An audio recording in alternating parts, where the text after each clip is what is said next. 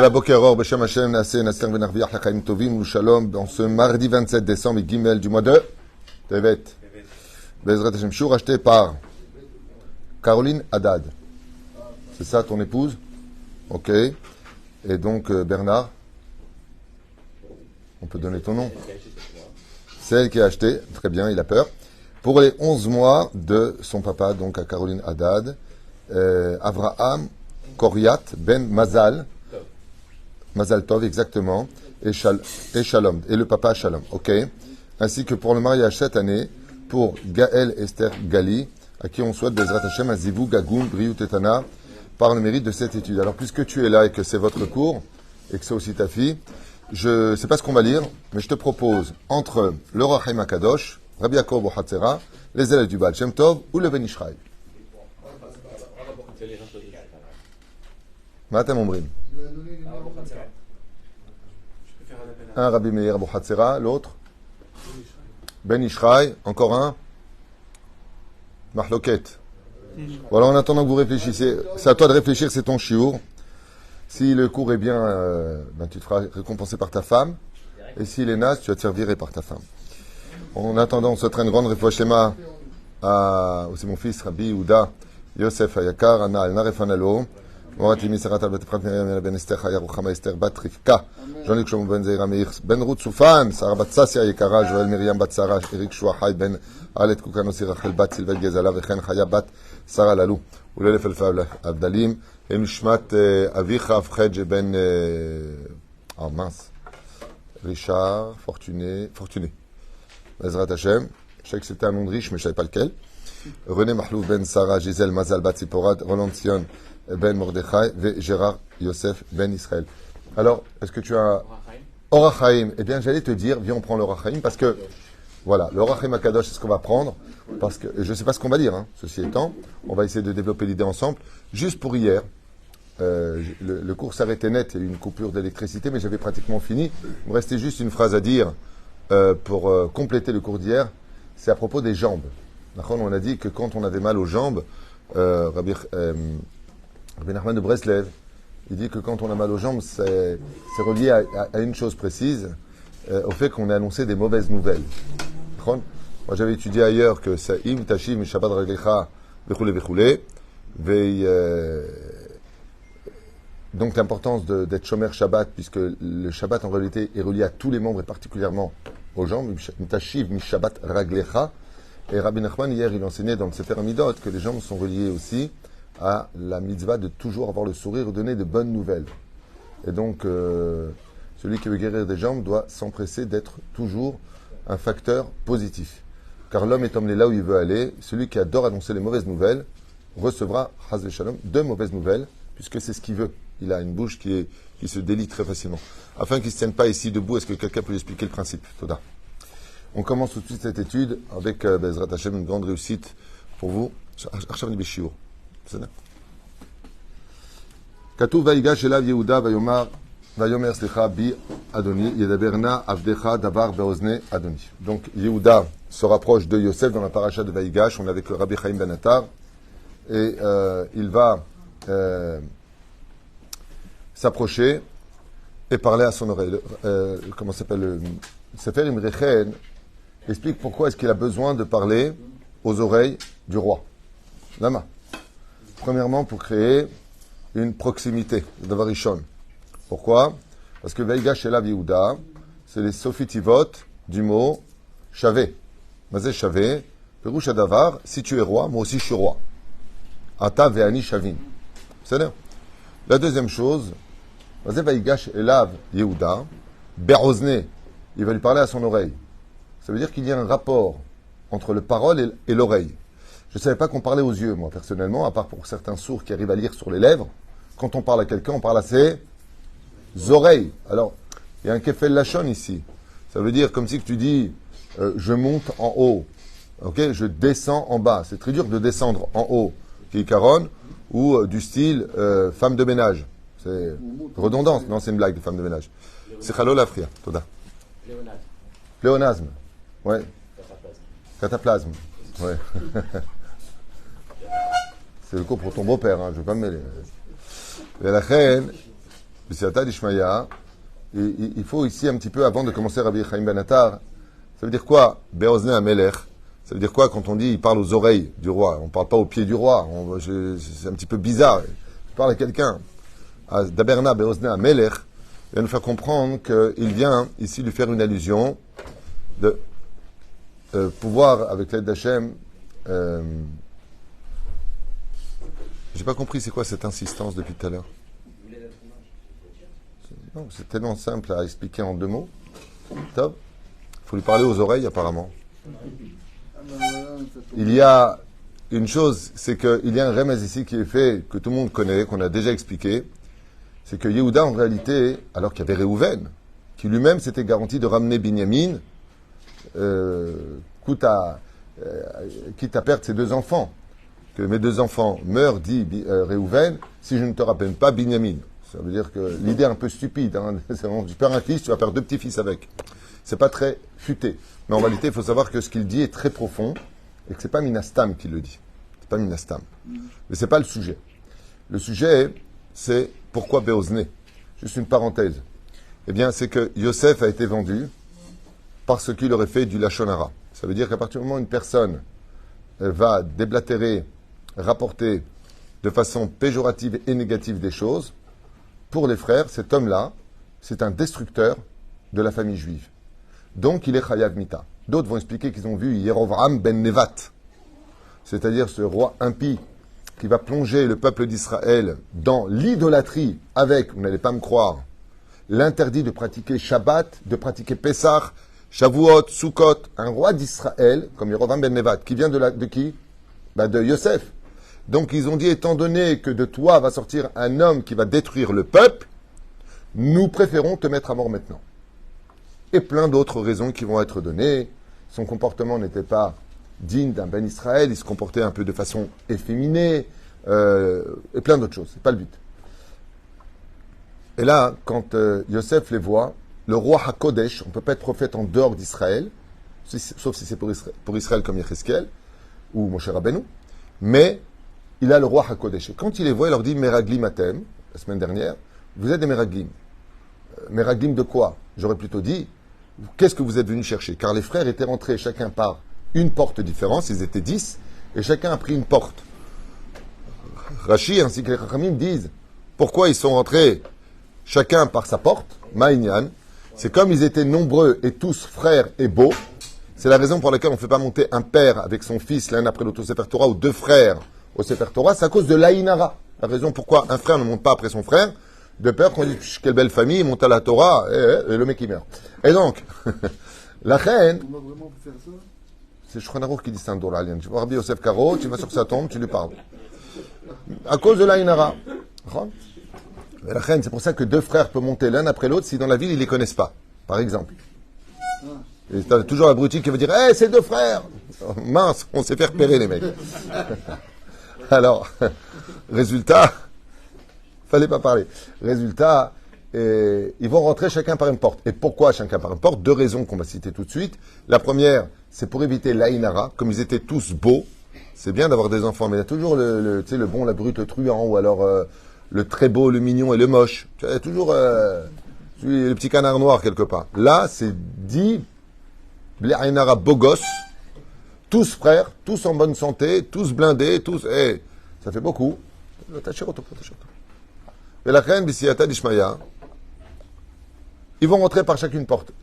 Les autres Midrashim nous disent qu'ils sont rentrés pour chercher Yosef. Et pour pas perdre de temps, prends une des portes. Comme ça, tu vas regarder dans les maisons dites roses, comme Yosef était une beauté très efféminée. Il avait la beauté, il y en a qui disent de sa mère, il y en a qui disent de Sarah, il y en a qui disent un mélange des 2.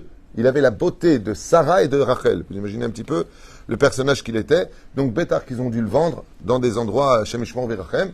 Et donc, chacun va rentrer par une des portes. Et pourquoi la porte? Parce que c'est là-bas que se tenaient les maisons. Et donc, qu'est-ce que fait Yosef? Il leur dit, Meraglim Atem. Vous êtes des espions, des explorateurs. Parce que vous êtes rentrés par ces 10 portes. Au niveau du Pshat. Au niveau du Sod, il explique que, quoi? Vous êtes venus me chercher, vous, pour voir si je suis vivant. Et vous m'avez vendu pourquoi? Parce que j'ai sorti de mauvaises paroles, selon vous, sur vous. Et qu'est-ce qu'il a vu sur chacun d'eux? Que chacun de ses frères va se réincarner avant l'entrée en Eretz Israël. Vaishlach Moshe. D'accord? Qu'est-ce qu'il a envoyé Moshe? Meraglim. Et qu'est-ce qu'ils vont faire? Eux, ils vont faire Dibara'a à la Haaretz. Ils vont sortir des très mauvaises choses sur la terre d'Israël qui va provoquer la mort de tout le peuple d'Israël, sauf deux personnes, Yoshua ben Nun et Caleb ben Yefouné, qui sont la réincarnation de Yosef et d'Yehuda.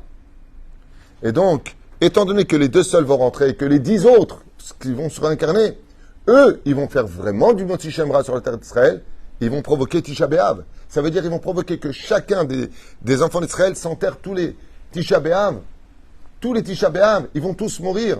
Et c'est ce qu'il leur dit, Yosef, en allusion. Il leur dit, quoi? Moi, vous m'avez vendu parce que, soi-disant, pour vous, je faisais du Lachon Hara alors que je voulais vous sauver de la faute. J'avais pas compris ce que vous faisiez. Ok, j'ai pas été vigilant au lieu de venir vous voir, vous poser des questions. J'ai été voir papa pour qu'il vous corrige. Ok, vous m'avez mal jugé. Et vous avez vu de moi qu'allait venir Yorvam ben Nevat. Vous allez faire du Moti Shamra Mamash dans l'intention de détruire la volonté de Dieu d'être une nation sur la terre d'Israël. Et en plus de ça, vous allez par contre pas empêcher les Juifs de pratiquer le judaïsme. Hein. Vous allez carrément les tuer. Meragli Matem. Quand Yehuda voit ça, Beroach HaKodesh, il se retourne vers ses frères. Effectivement, tous les frères vont se réincarner, y compris lui. Seulement lui, c'est la réincarnation de Caleb ben Yefouné. Lui, c'est la réincarnation de Caleb ben Yefouné, Yosef Hatzadik. Il n'était pas dans la vente, Tzadik. Je viens de te répondre, il n'était pas dans la vente.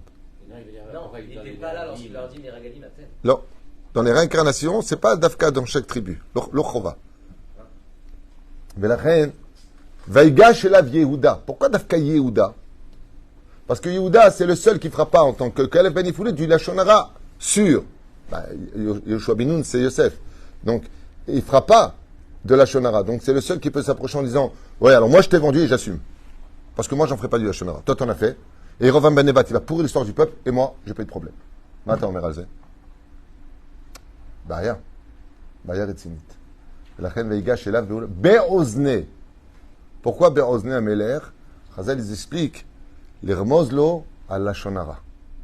Parce que le Lachon Hara, c'est faire entendre à l'oreille de l'autre un message qu'on veut lui faire comprendre. La reine Be'ozne Ameler. Pour faire un clin d'œil à l'histoire en disant, regardez combien à cause du fait de parler des uns et des autres, un homme peut emmener tout un peuple à sa perte. Jusqu'à aujourd'hui, il n'y a pas de Beth Amikdash, parce qu'on raconte aux uns et aux autres que des choses péjoratives. De toute façon, celui-là, tu vois pas qu'il est celui-là, il a grossi celui-là, il a maigri celui-là, il a de l'argent celui-là, et on charrie, et toujours avec les mêmes mots, tu vois pas ce que j'ai dit. Résultat, Be'ozne Ameler.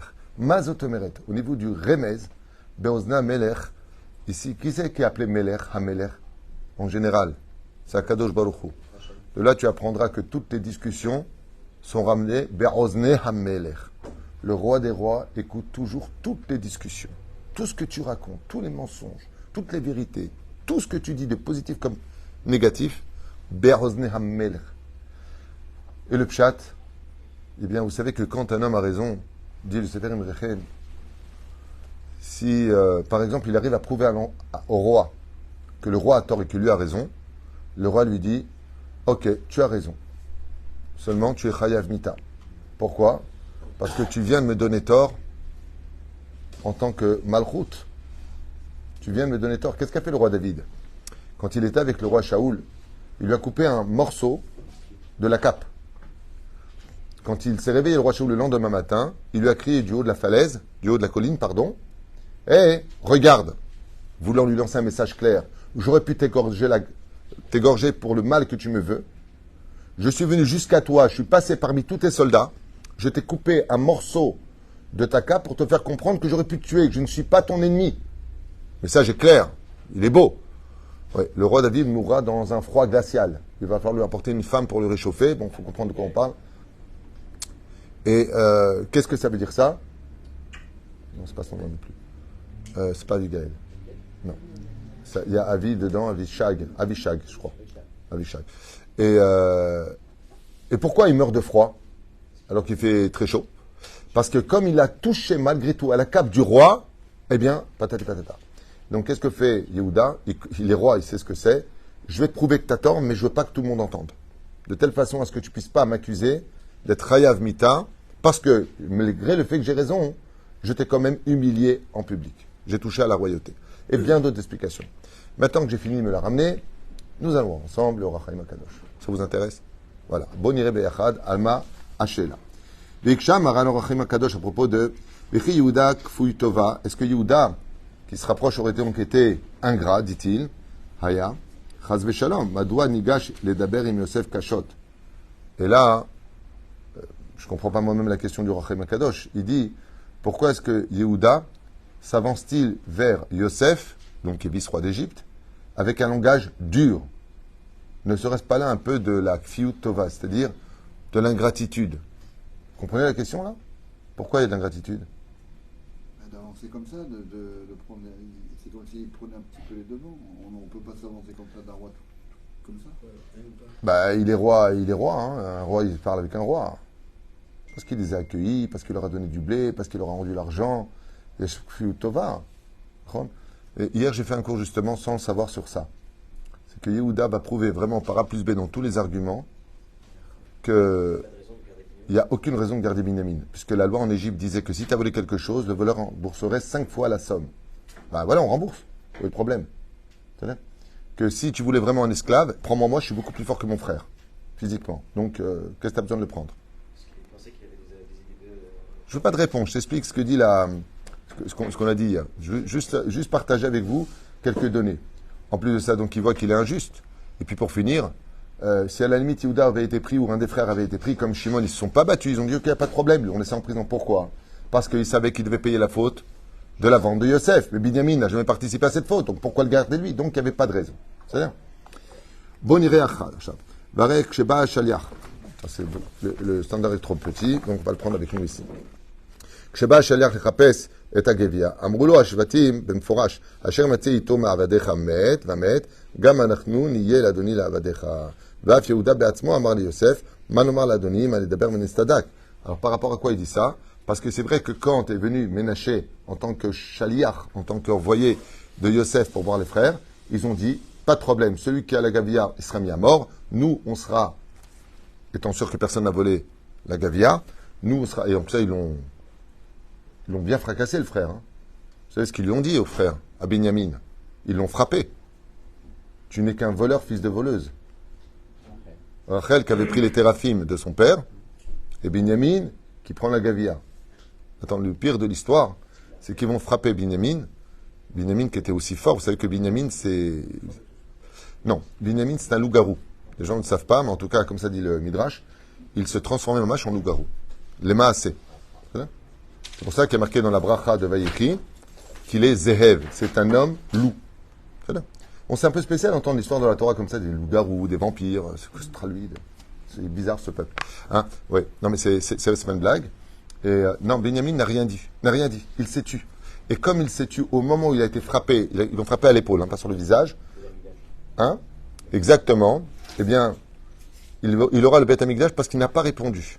Il a pris une claque sur l'épaule. Et au lieu de dire, hey, c'est vous qui avez vendu Yosef, je suis au courant de la chose, et vous allez me frapper, il les aurait tués sur place, il a baissé la tête, il a pris Béhava. Alors que Binyamin fait partie des 4 personnages qui n'aient jamais fauté de sa vie. Jamais. Jamais. Jamais. Jamais une faute. C'est-à-dire un truc de fou. Étant donné qu'il n'a rien dit, Zachash Ibane Bet Amikdash Bechelko. Le Bet Amikdash sera rempli. Pourquoi quelqu'un entre le Bet Amikdash et le frère qui les frappé? On n'a pas le temps. Il a été faussement accusé, il n'a rien fait, c'est lui qui prend les coups. Le Beth Amikdash n'a jamais fauté, c'est lui qui prend les coups de toutes les fautes de tout le monde.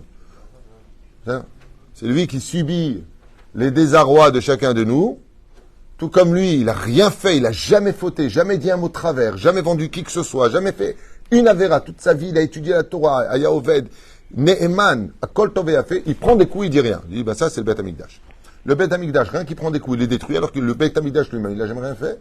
La reine Zekenegedze. Combien on a beaucoup plus à gagner à se taire que d'engendrer des disputes. Dans la vie, il faut savoir une chose, quand tu as raison et que pour éviter une histoire, tu te tais, tu mérites que la shrina repose sur toi. Hein? Si tu veux. Donc, Khalila Ma'asezot, Aïch Hashem Imsa Gavia Beado. Donc, pourquoi il dit ça? Maintenant, on comprend. Pourquoi t'es Kfiu Tova? Tu as accepté l'idée au début d'être esclave, Tu as accepté l'idée que le voleur paiera cher, ben voilà, ça se passe. Alors pourquoi Vaïgash Elav Kachot? En fin de compte, ça rejoint la question hier que j'ai développée, sans le savoir. Adat achashvu ashvatim, shekol ha'istaknu le'en b'mitzrayim, hime et Hashem. Oh ben c'est mon sikoum d'hier. Donc je reviens dessus, du Orachaim HaKadosh. Tu vois, comme quoi, on a dit, hein. C'est que, c'est fou que c'est marqué ça. Parce que c'était le sikoum hier que j'ai fait hier après-midi dans le cours, rejoint exactement ce qu'il vient de dire ici. Les frères étaient persuadés que ce qui était en train de se passer venait d'Hachem, venait du ciel. Et donc ils ont dit, bon, eh ben, maintenant qu'on a trouvé une gavia qu'on est accusé, apparemment, le Brit Ben Ametarim s'est mis en application. Ça veut dire que nous venons de commencer les 400 ans d'esclavage. Ok, ça vient de Dieu. Ensuite, que on paye la vente de Yosef. Et tout ce qu'on vient de dire au préalable. Ok? Seulement quand il voit, en fin de compte, qu'il n'y a aucune de ces raisons-là, il dit donc, ça ne vient pas du ciel. Ça vient des hommes. J'ai fait un cours qui s'appelle Dieu a bon dos. Tu devrais en faire une petite vidéo de ce cours. Ce sont les gens qui mettent toute leur irresponsabilité sur le dos de Dieu. Vous connaissez ça? Akol me'et Hashem.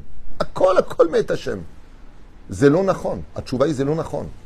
Le Ben Ishra écrit noir sur blanc, zelo nachon. C'est pas vrai. Toute la vérote que tu fais, toutes les mauvaises choses. Zelo me'et Hashem, shenemar. Akol min hashamaim. Chut. Là où il n'y a pas de Hirat Shamaim, ça veut dire que ce n'est pas de Dieu, ça vient de l'homme. Ce serait irresponsable de dire une telle chose, sinon personne ne sera accusé de rien. Donc dans ce cas-là, pourquoi créer le Gehinam? On a toujours un libre arbitre. D'accord? Dieu il te dit, mange cachère. Et toi, tu vas manger juste à côté, non cachère. Et le mec qui est en train de manger, il dit, ça vient de Dieu. Akol min hashamaim. Tu te rends compte, il m'a servi du non cachère, il y a marqué au-dessus, non cachère, tu vois? Faites très attention à ça parce que j'entends beaucoup de gens qui se débarrassent de leurs responsabilités au lieu de faire teshuva. Ils ont trouvé des cobayes. C'est Dieu, super. C'est la mezouza, faut la vérifier. C'est les tfilines, c'est tout sauf moi. Non, va t'occuper de toi. Tarzor bitchouva et t'assik avec tes ch'touillottes. Mais bon ira arshav si le Rochaim nous rejoint. Si nous rejoignons, le Rochaim, c'est plutôt simple. Adat achashvu ashvatim shekol ha'istabchut. Akol me'et Hashem, l'anisham biglal mechirat Yosef. Ils pensaient qu'il était venu pour eux le temps de payer les fautes. Et de là, vous allez apprendre une chose. Je vais faire un chidouche aujourd'hui, qui n'est pas un chidouche, puisque j'enseigne depuis des années. Mais ils pensaient, les frères, que comme ils ont vendu Yosef, est venu maintenant pour eux de payer. Vous savez ce que ça me rappelle quand je vois ce genre de phrase qui m'horripile, qui me fâche? C'est le mec qui dit à sa femme... Tu vois pourquoi on n'a pas de mazal? Voilà, t'as pas de kissouille. Tu vois pourquoi on n'a pas de bracha? Tu fais pas Shabbat. Tu vois pourquoi on fait pas? D'où tu sais ça? D'où tu sais ça? Ah, tu fais pas Shlambaït? Non, tu fais pas Nida, c'est normal, il n'y a pas de Shlambaït. Tu veux que je t'amène plein de gens qui font pas la Nida, qui ont Shlambaït? De quoi tu parles? Depuis quand tu sais, toi, que ça correspond à ça? Une fois, j'ai posé la question à mon Rav. J'ai essayé de le piéger, le Rav Garbian, pour Rabbi Omori. J'ai dit, ah Rav, est-ce qu'à cause de ça, il n'y a pas ça? Vous savez ce qu'il m'a répondu? Non. Il m'a répondu, je réponds ces mots à lui. Il m'a répondu, j'ai pas internet avec Dieu, moi. Je ne peux pas lui écrire. Je ne sais pas. Mon Rab, qui a pas fait de tchouva, il est né dans la Torah. Élève du Rab Ben Sion Abba Shaoul depuis l'âge de ses 13 ans. Le Rav Yehuda Tzadka, Rav Ovadia Yosef, c'était celui qui a fait faire ces examens. À Kol. Il me dit, lui, moi je sais pas, toi tu sais. Par contre, ce qu'il m'a dit, il y a une suite. Il m'a dit, je sais pas si c'est ça, mais ce qui est sûr, c'est que ça n'aide pas à arranger les choses. Oh! La Nida, c'est sûr que ça ne va pas arranger le Shlom Bayit, ça ne va pas aider. Ça rend de la Touma. Et parce que tu n'es pas Shomer Shabbat, tu n'as pas une bonne Parnassa. Les gens qui ne sont pas Shomer Shabbat, ils ont une plus grosse Parnassa en général que ceux qui le sont. Mais il faut qu'il n'ait pas la bracha dans ce qu'il gagne, c'est autre chose. Mais regardez ce qui a marqué, c'est extraordinaire. Moi, chaque fois que je vois ce genre de choses, ce genre de lecture, les frères, on ne parle pas d'Auguste Pinard de la Meute Beuvron, là, on parle des frères, Kedoshé Elion. Eux-mêmes ont pensé, ah voilà le coup qu'on a pris, tu sais pourquoi maintenant? Moi on va payer la faute qu'on a fait. Est-ce que c'était pour ça? Non. Quand est-ce qu'ils vont payer la faute? Quand? Les 10 martyrs. Il faudra aller 1500 ans plus tard pour retrouver la faute de ce qui a marqué ici. Dieu leur dit, oh, c'est pas du tout. Au contraire, qu'est-ce que va dire le Yosef? Tout ce qu'on a vécu, ça venait vraiment d'Hachem. Mitzad Yosef, il leur a dit, Atem chashava lera'a. Aval Elokim Hashava Letova. C'est la paracha de Vaïchi. quand ils enterrent Yaakov, les frères disent maintenant, Yosef il va se venger, hein. Donc ils font le contraire. Maintenant, l'esprit de l'homme, pas l'esprit de Dieu. Qu'est-ce qu'il leur répond? Yosef Hatzadik, il leur montre sa supériorité. Il dit, moi il n'y a jamais eu d'esprit personnel. Hein. Tout ce que je suis, c'est Kulo Torah. Je vous transmets uniquement ce que Dieu il veut. Et ce qu'il a fait Dieu, c'est très bien, la preuve en est. Il m'a mis ici grâce à vous. Ça veut dire il les rend maintenant en haut de l'histoire pour que maintenant je puisse vous sauver. Et qu'on puisse commencer l'histoire de l'esclavage, puisqu'il y a un Brit Ben Amétarim qui a été fait, il y a une alliance où on doit subir une période de 210 ans, en tout, un peu moins même à la limite, d'esclavage. Et donc, et comme vous le savez tous, les frères auraient pu en un seul instant détruire l'Égypte tout entière. Si 2 frères ont détruit la ville de Shrem avec tous les 24 000 soldats armés jusqu'aux dents de jeunes frères, hein, vous imaginez ce qu'auraient pu faire tous les frères. Et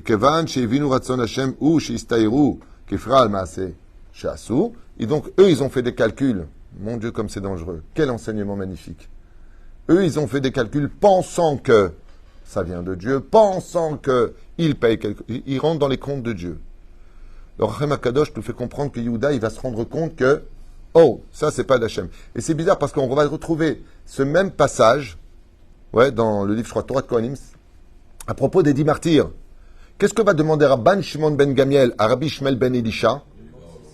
Monte dans le ciel, prononce le nom, pour voir si c'est un décret de Dieu ou un décret des hommes. Et qu'est-ce qu'il dit Rabban Shimon ben Gamiel? Car si c'est un décret des hommes, nous détruirons Rome. Oh! Vous vous rendez compte que la Torah, pour les 2 cas, ils veulent vérifier est-ce que ça vient des hommes ou est-ce que ça vient de Dieu. C'est comme le voleur. Il voit une bijouterie, il veut rentrer dedans. Mais il est religieux. Je viens faire ici un grand tikkun. Comme le pauvre, il a dû certainement fauter. Je vais lui voler des affaires comme ça. Il fait kapara. Moi, je gagne de l'argent et lui, il gagne sa kapara. Et à la fin, quand il réussit, il dit Baruch Hashem. Allez, Soudat Odaya. Voilà, vous avez compris le coup. Dieu, il n'est pas du tout avec toi dans le coup. Par contre, comme dit Yosef, vous avez pensé au mal. Ça veut dire que vous avez vu quoi? Que vous avez agi bien. En réalité, Dieu surfe sur les libres arbitres de l'homme pour lui arriver. C'est-à-dire, tu vas à droite, tu vas à gauche, tu montes, tu descends, tu vas en arrière. Fais ce que tu veux. Dieu, il a toutes les directions dans ses plans. Lui va se servir de ton libre arbitre, par contre, pour se cacher derrière. En d'autres termes, derrière chacune de nos actions, se cache Akadosh Baruch Hu qui t'attend. Les couloirs que tu as pris, tu les assumes, mais permets-moi quand même de récupérer ce que je peux récupérer de tes bêtises. Ça, c'est Dieu. Vous avez compris? C'est quoi le cas? T'as envie de dire quelque chose, je sens, puis tout à l'heure, ta langue, c'est comme ça. Qu'est-ce que tu veux? Du point de vue de ce qu'elle a dit, c'est l'inconscient. C'est un? Dieu est caché, un peu comme l'inconscient. L'inconscient. Dieu est caché dans l'inconscient. Il se joue de nous. D'accord. Donne-lui un café. Et Kiblou Alehem et Adin Bedoumia, ou la matin, maintenant, Kacher Raou chez Yosef ne t'appelle Binyamin de Resh, chez Rag Binyamin y est Eved. Et donc, le fait qu'il demande que Binyamin, ça veut dire que l'esclavage n'a pas commencé. C'est tout le monde qui devait mettre l'esclavage. Si c'est la faute de Yosef, il n'y était pas. Donc, il se rend compte de cela. Azevinu Dabar chez Eno Kashur Nemchira, Velo Kashur les Sheiboud Mitzraim, non rapport avec tout ça. Bare Binyamin, lo Mchirat Yosef Bichlal. Et donc, il leur demande à tous de partir. Yosef dit naquel allait stam, Belachen Pana Yehuda Venigash la Milchama, car Yehuda a compris à ce moment-là qu'il s'agissait uniquement du libre arbitre de Yosef, et que comme Binyamin était beau, et que c'était un pays de débauché, il dit Betar celui-là, il veut le garder pour lui. Et donc là, il va avoir affaire à nous, on va détruire l'Égypte. Oh oh, et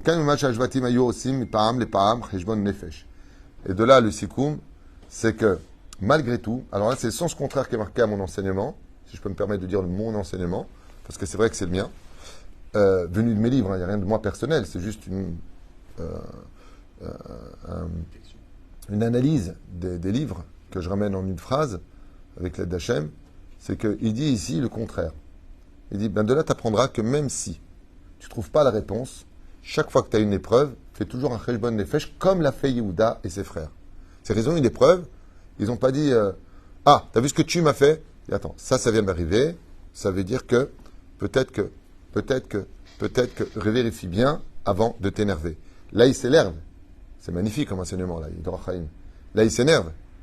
Et le roi Haïm t'explique, tu sais pourquoi il s'énervait là avec eux? Faut pas s'énerver. Akol Meit Hashem, faut rester cool, faut rester souriant. Shalom, Yosef, certains panéars. Alors tu veux prendre mon frère Oui, je comprends très bien. Mais tu sais, on va t'éclater. On va te pourrir, on va te tuer. Mais gentiment. Hein? Non, non. Pourquoi il s'énerve? De là, tu apprendras. Nous, qu'est-ce qu'on fait? Surtout quand on est Sfaradim, on a le sang chaud. Mais où est mon pantalon? Il est sur toi. Voilà. On s'énerve et après on vérifie. J'ai remarqué par exemple, quelqu'un vient et te raye la voiture. Mince, il y en a marre, c'est quoi speed? Malade, c'est quoi ceci? C'est des sauvages. Et subitement, 10 minutes plus tard, à Kolmet Hachem. Bah maintenant, on n'aura plus la nera. T'as vu ce que j'ai? Ah, c'est pas grave.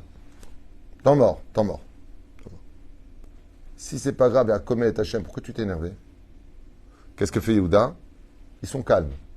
Ok, il y a un problème, on sera tous esclaves chez Pharaon. Pas de problème. Apparemment, on a payé ça. Il fait Kodem Kol Id Bonenut. D'abord, il se calme, il réfléchit, il prend avec amour, il vérifie. Quand il voit qu'il ne trouve pas, il dit attention, là, il y a un danger pour lui. Hier, j'ai posé d'ailleurs une question qui est très intéressante, en cours. Il dit, dans les arguments que va prendre Yehuda, il va dire en prenant Binyamin, tu descendras son père dans la tombe. Ça veut dire, il est en train de lui dire, tu parles de justice, et quand tu fais justice, punis celui qui doit être puni, pas les autres. Car en prenant Binyamin, tu punis aussi son père. Et là, Chazal, il pose une question à Admour. Il dit, mais il avait 10 fils. Je sais pas, qu'est-ce qu'il y a de plus touchant? Tu vas tuer son père en le prenant ou tu vas laisser 10 orphelins? Manienne. Je m'arrêterai là pour vous dire, allez voir le cours d'hier. Pour avoir la réponse. Voilà. Baruch Adonai Leolam. Amen, amen.